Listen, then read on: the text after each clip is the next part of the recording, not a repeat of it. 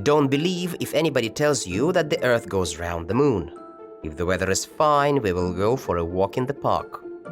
If I were you, I would study hard to pass my RNE exam. If I hadn't eaten pizza, I would have been fit now.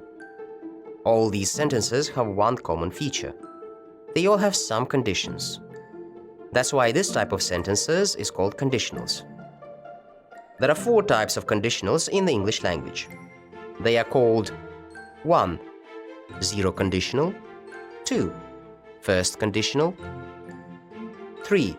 Second conditional. 4. Third conditional. Let's have a closer look at each of these types. The zero conditional is used when we talk about something which is well known to everybody. For example, if you heat water, it boils. In case of the zero conditional, we should use present simple in both parts of the sentences. The first conditional is used when we talk about our future plans. For example, if the weather is fine, we will go for a walk in the park.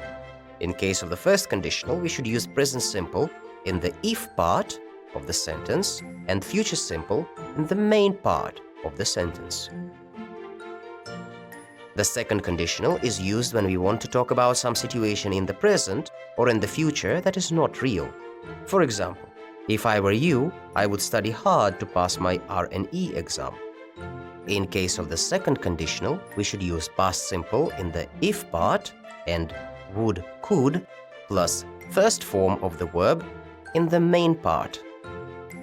The third conditional is used when we want to talk about some situation in the past that is not real or we want to regret about something. For example,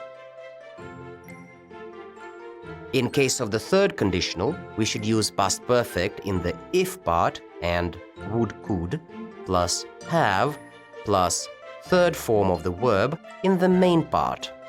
We should also remember the if part of the sentence doesn't necessarily have to start with if. We can also use when or unless.